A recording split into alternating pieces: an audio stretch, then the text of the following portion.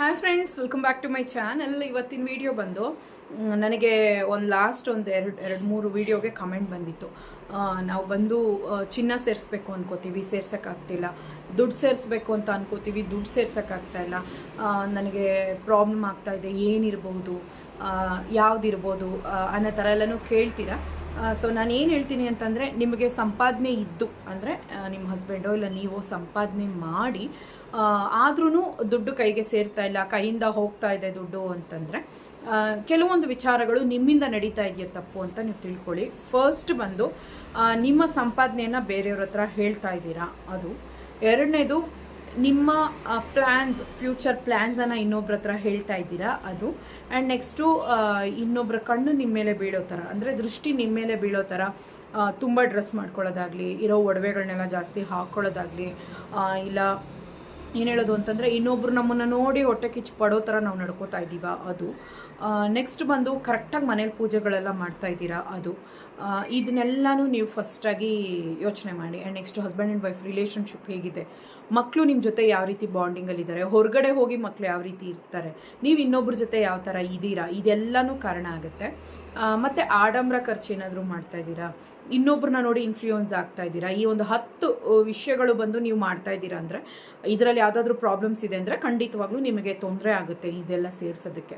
ಮೊದಲನೇದಾಗಿ ಬಂದು ನೀವು ಸಂಪಾದನೆ ಮಾಡ್ತಾ ಇರೋದು ಇನ್ನೊಬ್ರ ಹತ್ರ ಹೇಳಿದ್ರೆ ಅದು ಒಂದು ದೃಷ್ಟಿಗೆ ಕಾರಣ ಆಗುತ್ತೆ. ನಿಮ್ಮ ಪ್ಲ್ಯಾನ್ಸನ್ನು ಇನ್ನೊಬ್ರ ಹತ್ರ ಹೇಳಿದ್ರೆ ಅದು ಲೇಟ್ ಆಗುತ್ತೆ. ಆ್ಯಂಡ್ ನೆಕ್ಸ್ಟ್ ಬಂದು ಮನೇಲಿ ಪೂಜೆಗಳು ಸರಿಯಾದ ರೀತಿ ಪೂಜೆ ಮಾಡ್ತಾ ಇಲ್ಲ, ಸರಿಯಾದ ರೀತಿಯಲ್ಲಿ ಶುಚಿತ್ವ ಇಲ್ಲ ಮನೇಲಿ ಮೇಯ್ನಾಗಿ ಹೆಣ್ಮಕ್ಳಿಗೂ ಚೆನ್ನಾಗಿ ಮನೆ ಮೇಂಟೈನ್ ಮಾಡಬೇಕು, ಕಿಚನ್ ನೀಟಾಗಿ ಇಟ್ಕೋಬೇಕು, ಮನೆ ನೀಟಾಗಿ ಇಟ್ಕೋಬೇಕು.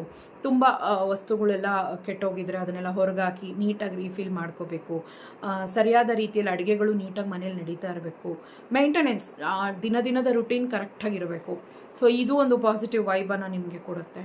And next, husband and wife ಮಧ್ಯೆ ರಿಲೇಷನ್ಶಿಪ್ ಬಂದು ಒಂದು ಲೆವೆಲಲ್ಲಿ ಅನ್ಯೋನ್ಯವಾಗಿರಬೇಕು, ಅದು ಕರೆಕ್ಟಾಗಿರಬೇಕು. ಆ್ಯಂಡ್ ನೆಕ್ಸ್ಟ್ ಬಂದು ನೀವು ಇನ್ನೊಬ್ಬರು ದೃಷ್ಟಿ ಆಗೋ ಥರ, ಅಂದರೆ ಕೆಲವ್ರು ಏನು ಮಾಡ್ತಾರೆ ಅಂದರೆ, ನಾವು ಈ ಕವರಿಂಗ್ ಒಡವೆಗಳನ್ನ ಹಾಕ್ಕೊಂಡ್ರು ಕೂಡ ಇದು ಒರಿಜಿನಲ್ ಅಂತ ಅಂದ್ಕೊಂಡವರು ಬಂದೇನು ಮಾಡ್ತಾರೆ ಅಂದರೆ ದೃಷ್ಟಿಯನ್ನು ನಿಮ್ಮ ಮೇಲೆ ಬೀರ್ತಾರೆ. ಅಂದರೆ ಕೆಲವರು ಇಯರಿಂಗ್ಸ್ ಹಾಕೋತೀರಾ, ಈಗೆಲ್ಲ ಬಂದು ಚಿನ್ನಕ್ಕೂ ಕವರಿಂಗ್ ಒಡವೆಗಳಿಗೂ ಬಂದು ಕಂಪ್ಲೀಟಾಗಿ ಏನು ಹೇಳೋಕ್ಕೆ ಬರೋಲ್ಲ. ಅಂದರೆ ಹಾಲ್ಮಾರ್ಕ್ ಅದು ನೋಡಿದ್ರೆ ಹಾಲ್ಮಾರ್ಕು, ಇಲ್ಲಂದರೆ ಹಾಲ್ಮಾರ್ಕ್ ಇಲ್ಲ, ಇದು ಬಿಟ್ಟರೆ ಮತ್ತು ಅದು ಚೆಕ್ ಮಾಡಿದ್ರೆ ಚಿನ್ನ ಅಲ್ಲ ಅನ್ನೋದೊಂದು ಬಿಟ್ಟರೆ ಡಿಫ್ರೆನ್ಸೇ ಇಲ್ಲ, ಅಷ್ಟು ಲೆವೆಲಾಗಿರುತ್ತೆ ಅದು. ಅಂಥವು ನೀವು ಹಾಕ್ಕೊಂಡಾಗ ಏನಾಗುತ್ತೆ, ಇವ್ರು ತೊಗೊಂಡಿದ್ದಾರೆ ನೋಡು, ಹಾಗಿದೆ ಹೀಗಿದೆ ಅಂತ ಹೇಳಿ ದೃಷ್ಟಿ ಹಾಕೋವಾಗ ನಿಮಗೆ ಒರಿಜಿನಲ್ ತೊಗೊಳಕ್ಕೆ ಆಗೋದಿಲ್ಲ. ಸೊ ಇಂಥ ವಿಷಯಗಳು ನಡೆಯುತ್ತೆ. ಜಾಸ್ತಿ ಆಡಂಬರವಾಗಿದ್ದರೂ ಕೂಡ ನೀವು ಏನಾದರೂ ಡ್ರೆಸ್ ಜಾಸ್ತಿ ಇನ್ನೊಬ್ರು ಕಣ್ಣು ಕುಕ್ಕೋ ಥರ ಮಾಡಿಕೊಂಡ್ರೂ ಕೂಡ ಅದು ನಿಮಗೆ ಪ್ರಾಬ್ಲಮ್ಸ್ ಕ್ರಿಯೇಟ್ ಮಾಡುತ್ತೆ. ಆ್ಯಂಡ್ ನೆಕ್ಸ್ಟು, ಆಡಂಬರ ಖರ್ಚುಗಳು ಅಂತಂದರೆ ನಿಮಗೆ ಒಂದು ಗಾಡಿ ಇರುತ್ತೆ ಮನೇಲಿ ಓಡಾಡೋದಕ್ಕೆ, ಬೈಕು, ಆದರೆ ನೀವು ಅದನ್ನು ಬಿಟ್ಟು ಕಾರ್ ಬುಕ್ ಮಾಡೋದು, ಆಡಂಬರವಾಗಿರೋದು, ಇನ್ನೊಬ್ರು ಕಾರ್ ತೊಗೊಂಡ್ರು ಅಂತ ನೀವು ತೊಗೊಳ್ಳೋದು, ಸಾಲಗಳನ್ನು ಜಾಸ್ತಿ ಮಾಡ್ಕೊಳ್ಳೋದು, ಈ ಥರ ಮಾಡಿದಾಗೂ ಕೂಡ ನಿಮ್ಮಿಂದ ದುಡ್ಡು ಸೇರ್ಸೋಕ್ಕಾಗಲ್ಲ. ಮತ್ತು ನೀವು ಮಕ್ಕಳು ನಿಮ್ಮ ಜೊತೆ ಹೇಗೆ ಬಾಂಡಿಂಗಲ್ಲಿದ್ದಾರೆ, ಅನುಸರಣೆಯಲ್ಲಿದ್ದಾರಾ, ಅದು ಮುಖ್ಯ ಆಗುತ್ತೆ. ಮತ್ತು ಹೊರಗಡೆ ಮಕ್ಕಳು ಯಾವ ಥರ ಬಿಹೇವ್ ಮಾಡ್ತಾರೆ, ಇವೆಲ್ಲ ಯಾಕಂದರೆ ನಮ್ಮ ತಗ್ಗುವಿಕೆ ಅನ್ನೋದು ನಮಗೆ ಎಲ್ಲವನ್ನು ಕೊಡುತ್ತೆ, ಒಳ್ಳೆಯದನ್ನು, ಪಾಸಿಟಿವನ್ನು ಕೊಡುತ್ತೆ, ದಾರಿಯನ್ನು ಒಳ್ಳೆಯದಾಗಿ ಮಾಡುತ್ತೆ. ಸೊ ನಾವು ಮಾಡುವಂಥ ಕೆಲವೊಂದು ವಿಷಯಗಳು, ನಾವು ಮಾಡುವಂಥ ಕೆಲಸಗಳು, ಒಳ್ಳೆ ಕೆಲಸ ಒಳ್ಳೆ ರೀತಿಯ ಕರ್ಮನ ರಿಟರ್ನ್ ಮಾಡುತ್ತೆ, ಕೆಟ್ಟ ಕೆಲಸಗಳು ಕೆಟ್ಟದಾಗಿ ಕರ್ಮ ರಿಟರ್ನ್ ಮಾಡುತ್ತೆ. ಸೊ ಹಾಗಾಗಿ ಹಿಂದೆ ನೀವೇನೇನು ಮಾಡಿದ್ರಿ, ಹಿಂದೆ ಎಲ್ಲ ಹೇಗಿದ್ರಿ, ಅದನ್ನೆಲ್ಲ ಸ್ವಲ್ಪ ಯೋಚನೆ ಮಾಡಬೇಕಾಗತ್ತೆ.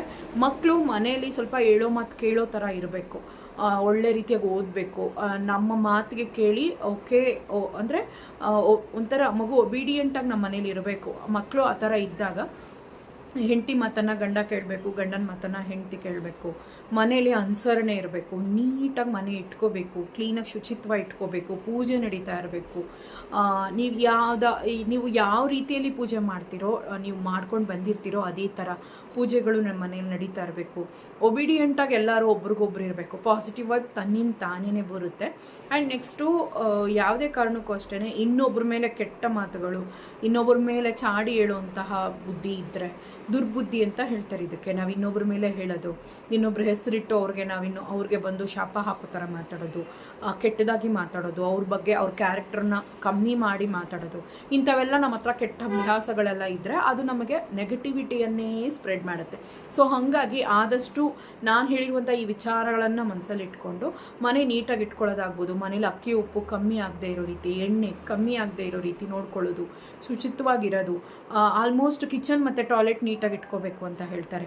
ನೀಟಾಗಿ ಇಟ್ಕೊಳ್ಳುವಂಥದ್ದು, ಮನೆಯನ್ನು ಬಂದು ನೀಟಾಗಿ ವಾಶ್ ಮಾಡಿ ನೀಟಾಗಿ ಇಟ್ಕೊಳ್ಳುವಂಥದ್ದು ಎಲ್ಲನೂ ಅಷ್ಟೇ.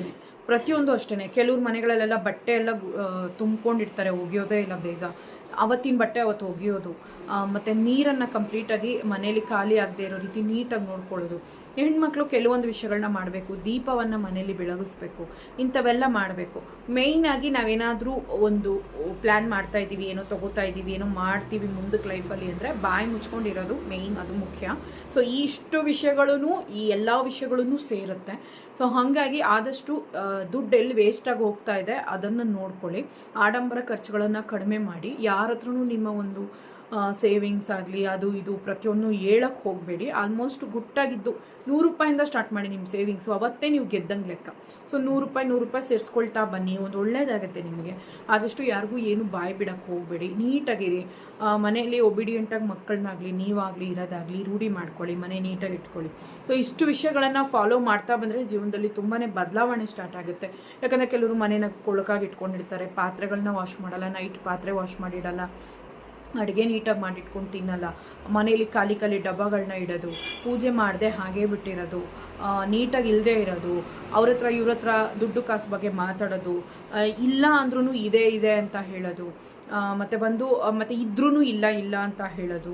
ಸೊ ಇಂಥ ವಿಷಯಗಳನ್ನೆಲ್ಲ ಮಾಡಬಾರ್ದು. ಇನ್ನೊಬ್ಬರ ಮೇಲೆಲ್ಲ ಮಾತಾಡಬಾರ್ದು. ಕಂಡೋರು ಹೆಣ್ಮಕ್ಳ ಬಗ್ಗೆ ಎಲ್ಲ ಕೆಟ್ಟದಾಗಿ ಮಾತಾಡೋದು, ಇದೆಲ್ಲ ಆಲ್ಮೋಸ್ಟ್ ಕೆಟ್ಟ ಅಭ್ಯಾಸಗಳನ್ನು ಬಿಟ್ಟರೆ ಸಾಕು, ನಮಗೆ ಒಳ್ಳೇದು ಬಂದು ಸೇರುತ್ತೆ. ನಿಜವಾಗ್ಲೂ ಇದನ್ನು ನೀವು ಫಾಲೋ ಮಾಡಿ ನೋಡಿ. ಒಂದು ಸ್ವಲ್ಪ ಲೇಟ್ ಆದರೂ ಕೂಡ ನಿಮಗೆ ಒಳ್ಳೆಯದು ಖಂಡಿತವಾಗ್ಲೂ ಅದು ಬಂಡವಾಳವಾಗಿ ನಿಮಗೆ ಬಂದು ಬಿಡುತ್ತೆ. ಯಾಕಂದರೆ ತುಂಬ ಜನ ಇದನ್ನು ಫಾಲೋ ಮಾಡ್ತೀವಿ, ಆದರೂ ನಮ್ಗೆ ಒಳ್ಳೇದಾಗ್ತಾ ಇಲ್ಲ, ನಮ್ಗೆ ಅದೇ ಥರ ಇದೆ ಅಂತ ನೀವು ಅಂದ್ಕೊಂಡ್ರೆ ಯಾವುದೇ ಆಗಲಿ ಇನ್ಸ್ಟೆಂಟಾಗಿ ನಮಗೆ ಯಾವುದೂ ಸಿಗಲ್ಲ. ಒಂದು ಸ್ವಲ್ಪ ಪ್ರಯತ್ನ ಅನ್ನೋದು ಪಡಬೇಕು. ಇಷ್ಟು ವಿಷಯಗಳು ಜೀವನವನ್ನು ಒಂದು ಕ್ವಾಲಿಟಿಯಾಗಿ ನಿಮಗೆ ಮಾಡುತ್ತೆ ಅಲ್ವಾ. ಸೊ ಇದರಿಂದ ನಷ್ಟ ಏನಿಲ್ಲ, ನಿಮಗೆ ನೀಟಾಗಿರೋದ್ರಿಂದ ತಪ್ಪೇನಿಲ್ಲ. ದುಡ್ಡು ಇಷ್ಟೆಲ್ಲ ನಾನು ಫಾಲೋ ಮಾಡಿದೆ, ನನಗೆ ದುಡ್ಡು ಬಂದಿಲ್ಲ ಅನ್ನೋ ಥರ ಹೇಳೋದಾಗಲಿ, ನಾನು ಇಷ್ಟೆಲ್ಲ ನೀಟಾಗಿದ್ದೀನಿ, 2 ತಿಂಗಳಾಯಿತು 3 ತಿಂಗಳಾಯಿತು ಫಾಲೋ ಮಾಡ್ತಾಯಿದ್ದೀನಿ, ನನಗಿನ್ನೂ ಒಂದು ಒಡವೆನೂ ತೊಗೊಳಕ್ಕಾಗಲಿಲ್ಲ ಅನ್ನೋದು ಈ ರೀತಿ ಅಲ್ಲ. ಸೊ ಕಂಟಿನ್ಯೂಸ್ ಆಗಿದ್ದರೆ ಫಲ ಖಂಡಿತವಾಗ್ಲೂ ನಿಮ್ಮನ್ನು ಹುಡ್ಕೊಂಬರುತ್ತೆ. ಸೊ ಹಾಗಾಗಿ ಅಷ್ಟೇ, ಏನೇನಿಲ್ಲ. ಮತ್ತು ಆದಷ್ಟು ಅಷ್ಟೇ ಕ್ಲೆವರಾಗಿ ಪ್ರಾಬ್ಲಮ್ಸ್ ಕ್ರಿಯೇಟ್ ಆದಾಗ ಕ್ಲೆವರಾಗಿ ಯಾವ ರೀತಿ ಅದನ್ನು ಸಾಲ್ವ್ ಮಾಡ್ಕೊಳ್ಳೋದು, ಅದನ್ನು ಬಂದು ಓವರಾಗಿ ಕಾಂಪ್ಲಿಕೇಟೆಡ್ ಮಾಡ್ಕೊಳ್ಳದೆ ಯಾವ ರೀತಿ ಸಾಲ್ವ್ ಮಾಡ್ಕೊಳ್ಳೋದು ಅಂತ ಸ್ಮಾರ್ಟಾಗಿ ಯೋಚನೆ ಮಾಡಿ ಇರುವಂಥದ್ದು. ಸೊ ಮಕ್ಕಳೇನಾದರೂ ಒಂದು ವೇಳೆ ಮನೇಲಿ ಹೇಳೋ ಮಾತು ಕೇಳಿಲ್ಲ ಅಂದರೆ ಅವ್ರಿಗೆ ಬುದ್ಧಿ ಹೇಳಿ ಸರಿ ಮಾಡೋದು, ಮನೇನ ನೀಟಾಗಿ ಇಟ್ಕೊಳ್ಳೋದು. ಆ್ಯಂಡ್ ನೆಕ್ಸ್ಟು ಹಸ್ಬೆಂಡ್ ಒಂದು ಹೇಳ್ತಾರೆ, ನೀವು ಕೇಳಬೇಕು, ನೀವು ಹೇಳಿದ್ರೆ ಅವರು ಕೇಳಬೇಕು, ಈ ರೀತಿ ಇರೋದು. ಆದಷ್ಟು ಚಿಕ್ಕಣವಾಗಿ ಲೈಫನ್ನು ಲೀಡ್ ಮಾಡೋದು, ಇವೆಲ್ಲ ಮಾಡಿದ್ರೇ ಆಲ್ಮೋಸ್ಟ್ ಈ 10 ಪ್ರಾಬ್ಲಮ್ಸನ್ನು ನೀವು ಸರಿ ಮಾಡ್ಕೊಂಬಿಟ್ರೆ ಮನೇಲಿ ಎಲ್ಲನೂ ಸರಿ ಆಗ್ತಾ ಬರುತ್ತೆ. 6 ತಿಂಗಳಾಗಲಿ ಇಲ್ಲ 8 ತಿಂಗಳಾಗಲಿ ಇಲ್ಲ 1 ಇಯರ್ ಆಗಲಿ ಅದು ಸರಿ ಆಗ್ತಾ ಹೋಗುತ್ತೆ. ನೀವು ಬೇಕಾದರೆ ಇದೆಲ್ಲ ಫಾಲೋ ಮಾಡಿ ನೋಡಿ, ನೀಟಾಗಿದ್ದು ನೋಡಿ, ಇದು ನಿಮಗೆಲ್ಲ ಸರಿ ಆಗ್ತಾ ಬರುತ್ತೆ. ಸೊ ಲೈಫಲ್ಲಿ ತುಂಬ ಚೇಂಜಸ್ ನಾವು ಮಾಡ್ಕೋಬೇಕು. ನಾವೆಲ್ಲಿ ಕಮ್ಮಿ ಕ್ವಾಲಿಟಿಯಲ್ಲಿ ಇದ್ದೀವೋ ಅದನ್ನು ಸರಿ ಮಾಡ್ಕೊಳ್ಳುವಾಗ ಖಂಡಿತವಾಗ್ಲೂ ಲೈಫಲ್ಲಿ ತುಂಬಾ ಚೇಂಜಸ್ ಕೂಡ ಬರುತ್ತೆ. ಟ್ರೈ ಮಾಡಿ ನೋಡಿ. ಈ ವಿಡಿಯೋ ಖಂಡಿತವಾಗ್ಲೂ ನಿಮ್ಗೆ ಯೂಸ್ಫುಲ್ ಆಗಿರುತ್ತೆ. ಎಲ್ಲೋ ಹೌದು ನಾನು ಇಂಥ ತಪ್ಪು ಮಾಡ್ತಾಯಿದ್ದೀನಿ, ಸರಿ ಮಾಡ್ಕೋಬೇಕು ಅಂತ ಅನ್ನೋರು ಈ ಒಂದು 10 ತಪ್ಪುಗಳಲ್ಲಿ ಯಾವುದಾದ್ರೂ 1 or 2 ಎಲ್ಲರಲ್ಲೂ ಇದ್ದೇ ಇರುತ್ತೆ. ಸೊ ಅದನ್ನ ನೀವು ಸರಿ ಮಾಡಿಕೊಂಡ್ರೆ ಖಂಡಿತವಾಗ್ಲೂ ಲೈಫಲ್ಲಿ ಚೇಂಜಸನ್ನು ನೀವು ನೋಡ್ತೀರಾ. ಲಾಟ್ ಆಫ್ ಚೇಂಜಸ್ಸು ಮತ್ತು ಗ್ರೋತು, ಯಾವ ಥರ ನಾವು ಇದ್ವಿ ಈ ಥರ ಇವಾಗ ಚೇಂಜ್ ಆಗಿದ್ದೀವಿ, ಒಂದು ಲೆವೆಲ್ಗೆ ಪರವಾಗಿಲ್ಲಪ್ಪ ಅನ್ನೋ ಥರ ಲೈಫ್ ಚೇಂಜ್ ಆಗುತ್ತೆ. ಈ ವಿಡಿಯೋ ಏನನ್ನಿಸ್ತು ಅಂತ ಕಮೆಂಟ್ ಮಾಡಿ. Take care.